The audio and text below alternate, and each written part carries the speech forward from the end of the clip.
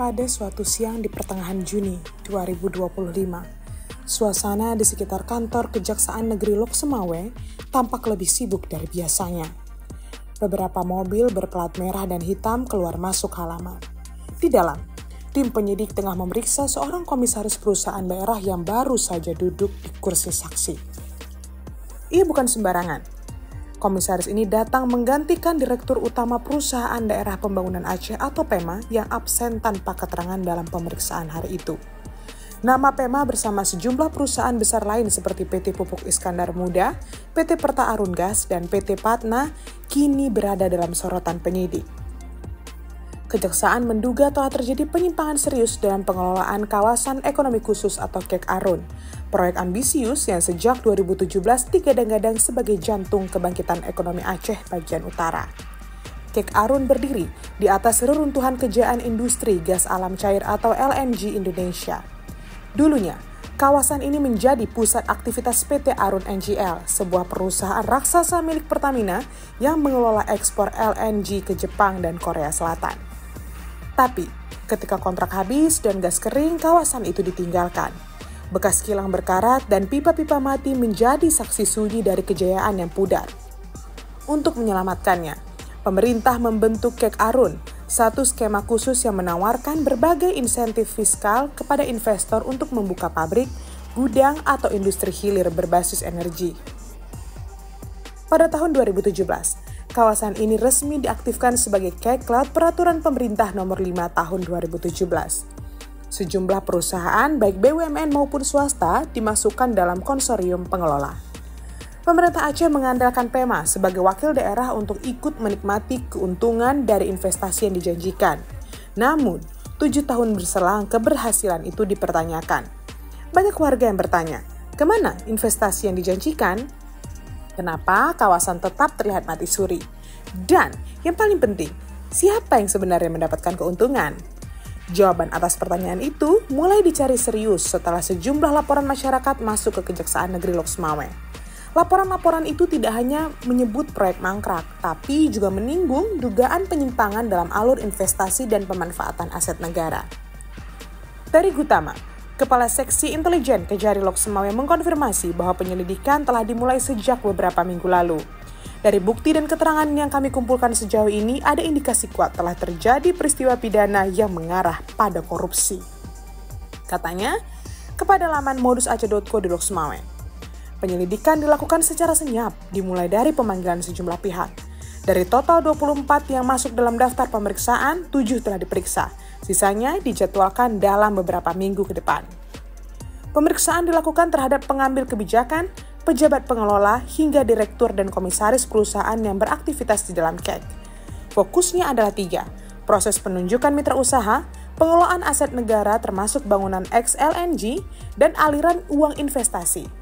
Nah, salah satu entitas yang menjadi pusat perhatian penyidik adalah PEMA, Badan Usaha Milik Daerah Andalan Pemerintah Aceh. Dalam struktur KEK, PEMA memiliki porsi yang signifikan karena posisinya sebagai pemilik sebagian aset dan operator kawasan. Namun, menurut sumber internal Kejaksaan, terdapat banyak celah yang mengundang tanya, seperti bagaimana penunjukan mitra bisnis dilakukan. Apakah ada proses tender terbuka? Siapa saja perusahaan yang dilibatkan dan bagaimana rekam jejak mereka? Seorang mantan pejabat Dinas Penanaman Modal Aceh yang enggan disebutkan namanya mengungkap, sejak awal pengelolaan KEK Arun sangat elitis. Banyak keputusan penting tidak dikomunikasikan secara terbuka. Yang tahu hanya segelintir orang, laporannya tidak pernah diumumkan, bahkan anggota dewan tidak mendapatkan akses penuh, katanya. Lebih dari itu, ada pula dugaan bahwa beberapa mitra usaha KEK sebenarnya tidak memiliki kapasitas yang memadai. Beberapa perusahaan yang dilibatkan tak jelas latar belakangnya. Bahkan ada yang disebut hanya sebagai perusahaan papan nama saja. Dalam catatan modusaceh.co, transparansi memang menjadi titik lemah terbesar dalam pengelolaan KEK Arun.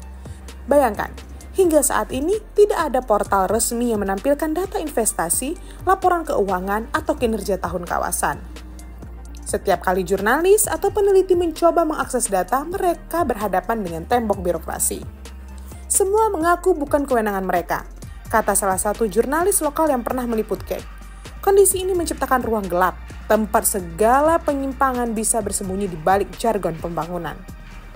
Kini, dengan penyelidikan mulai terbuka, sejumlah nama besar mulai dipanggil. Beberapa disebut memiliki posisi strategis di balik keputusan besar pengelolaan aset. Namun, sejauh ini penyidik belum mengumumkan siapa saja yang berpotensi menjadi tersangka. Kami akan mengambil sikap dalam waktu dekat. Jika bukti cukup, maka akan kami tingkatkan ke tahap penyidikan, ucap Terry. Dan satu hal yang patut dicatat, kasus ini belum selesai dan baru dimulai. Tapi yang jelas, kepercayaan publik sudah lama tergerus. Di mata warga Lok Sumawe, Kek Arun tak lebih dari simbol ambisi pemerintah yang tidak membumi. Hari ini orang bicara kek, tapi besok orang kembali ke sawah, ke tambak, ke warung kopi karena mereka merasa tidak punya bagian dari itu, kata Nazar, seorang aktivis muda dari Dewantara. Kondisi tersebut sekaligus sebagai gambar kontraproduktif dengan komitmen investasi pemerintah Aceh. Bayangkan, situasi di Kek Arun menghadirkan ironi yang sulit diabaikan. Di satu sisi, pemerintah Aceh di bawah kepemimpinan Gubernur Muzakir Manaf gencar menyuarakan komitmen untuk menarik investasi nasional maupun internasional.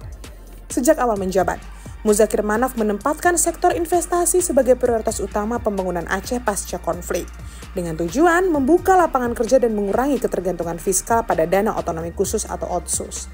Namun, penyelidikan dugaan korupsi yang kini membayangi salah satu proyek andalan justru mencederai kredibilitas upaya tersebut. Kek Arun yang semestinya menjadi etalase keberhasilan model investasi daerah, kini tampak lebih seperti gambaran kegagalan tata kelola. Ini jelas kontraproduktif dengan visi gubernur. Jika tak segera ditanggapi secara serius, kepercayaan investor bisa runtuh, kata seorang analis ekonomi di Banda Aceh. Dalam konteks ini, Gubernur Muzakir Manaf tidak bisa tinggal diam, sebab akan memperkuat persepsi publik bahwa pemerintah abai atau bahkan permisif terhadap potensi korupsi. Sebagai pemegang otoritas tertinggi di Aceh, Muzakir Manaf atau akrab disapa Mu'alim ini mesti bersikap tegas. Ia harus memastikan bahwa proses hukum berjalan transparan dan bebas dari intervensi politik. Lebih jauh, ia juga perlu membuka audit publik terhadap seluruh aktivitas Kek Arun sejak awal pembentukan hingga kini. Kalau Kek Arun ini rusak karena elitnya sendiri, maka publik berhak tahu siapa yang bertanggung jawab, ujar seorang aktivis anti korupsi di Lok Sumawe. Sikap tegas gubernur bukan hanya soal menjaga nama baik pemerintahan, tapi juga menjadi sinyal penting bagi investor bahwa Aceh serius menciptakan iklim usaha yang bersih, transparan, dan berpihak pada kepentingan rakyat. Sebaliknya, jika penyelidikan ini gagal menuntaskan kasus dan justru malah menyeret beberapa nama dan pelaku kemeja hijau, Kek Arun bukan hanya akan menjadi contoh proyek gagal, namun membuka luka lama atas pembangunan yang tak pernah berpihak pada rakyat. Kini, semua mata tertuju pada kejaksaan. Akankah mereka cukup berani membuka tabir gelap Kek Arun? Atau justru memilih jalan aman seperti banyak dugaan kasus korupsi lain yang menguap begitu saja? Waktu akan berbicara, tapi Aceh sudah terlalu sering disakiti oleh harapan yang tak pernah ditepati, termasuk oleh para elitnya sendiri. Entahlah.